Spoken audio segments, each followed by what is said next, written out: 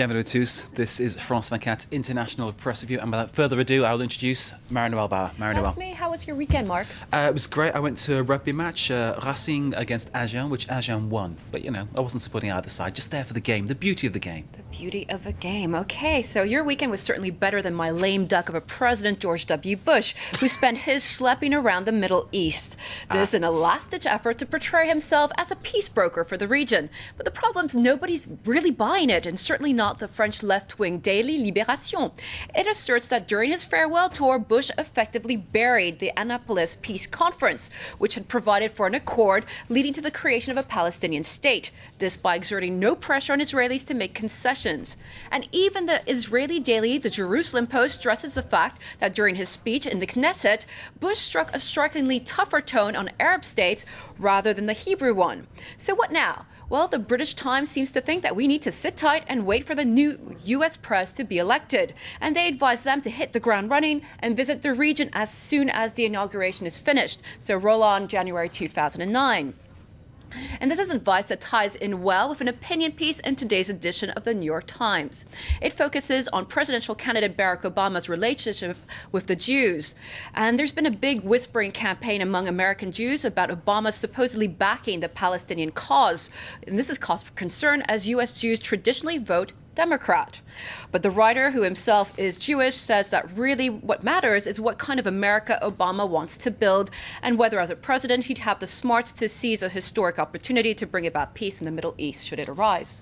Okay, next then, the situation in China. Well, you know, don't bother to adjust your eyes today if you're reading the Chinese newspapers. They're all being published in black and white. That's how dailies like the Beijing Times have decided to commemorate the 3 national days of mourning for the victims of last Monday's earthquake.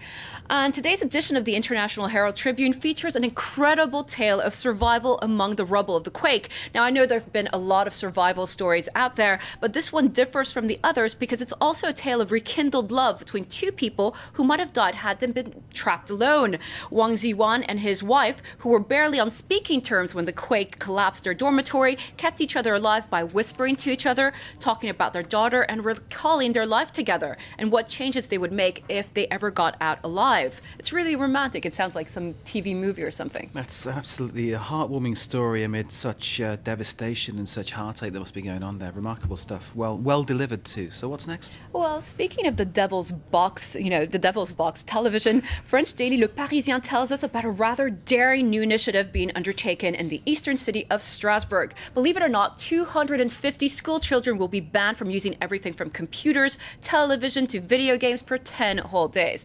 Now, I'm just thinking, if I tried that out on my son, well, he'd absolutely die from TV withdrawal. It's like his second mother or something. So all I'm hoping now, Mark, is that he's not going to be coming to me asking for plastic surgery, okay? Plastic surgery, I'm not kidding, because, of course, he's the most beautiful boy in the world, if I do say so myself. I've seen pictures of your son. Yes. He's a very, very good-looking child. Well, there's an absolutely terrifying piece in Libération about teen plastic surgery. Hang on, teen plastic surgery. Apparently, this is becoming so rife in Germany that the government is having to step in to stem it. Now, would you let any of your girls have a boob job or like a tummy lift? What age are they talking about? About 14. They're getting them as gifts, instead of, Barbies or, I don't know, what did 14-year-old girls... Well, that's absolutely... Well, televisions normally, Yeah, exactly. There we go. So they can watch us because, That is absolutely ridiculous. Boob jobs for children. Boob jobs for children. That's in Germany. Yeah. And which paper is that in? That is in Libération. Outrageous. I'll get all the read of that one. That's crazy. Marie-Noël, thank you very much. That's our Thanks for International Press having me. Review. Well, as ever. You with France 24. Stay with us.